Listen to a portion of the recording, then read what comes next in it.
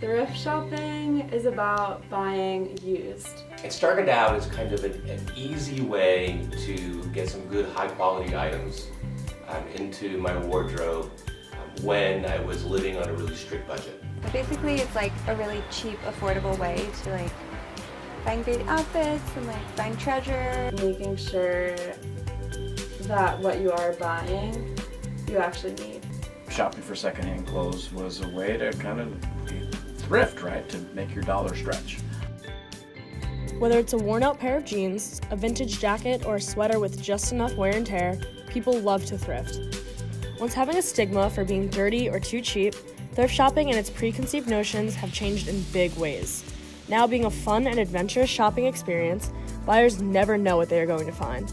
Thrifting, which was once looked down on, has become a new trend which can be enjoyed by many. People with a real strong sense of style returning to 80s and 90s quite a while ago. But what you see now is what people wear, what's called street fashion, what people wear on the streets is being watched by designers. And so they're picking up those trends, incorporating them into high fashion, and then it percolates down to fast fashion. So you see the same trends at a place like Zara that you saw emerging 5 years ago on the street. That's the ultimate fast fashion. Producing what the store needs in a really cool speed to market flow. Although you spend a little bit more money, you're paying for like that curation. We're finding you like the things that are on trend or the little trend forward. Fashion recycles itself. Every 30 years you see a resurgence in the same styles, trends, cuts. So yeah, I think it's more of looking back to reinvent it rather than trying to make something new.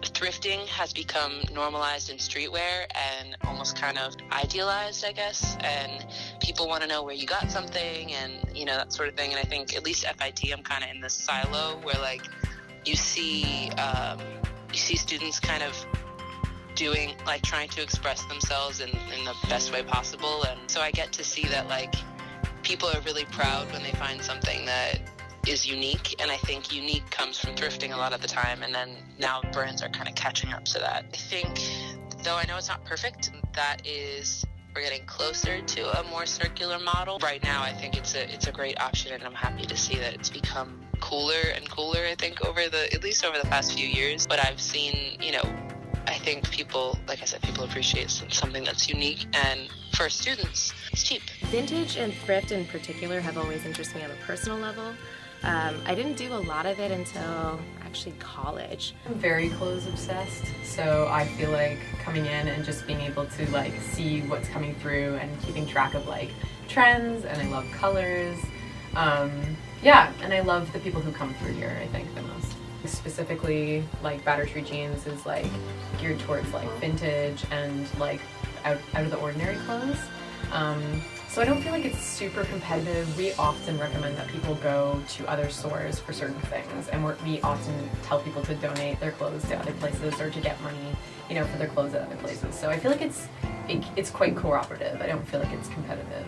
By thrifting and consignment, I'm supporting lots of small businesses, women in business in particular, which I didn't even realize how many stores like this are owned by women.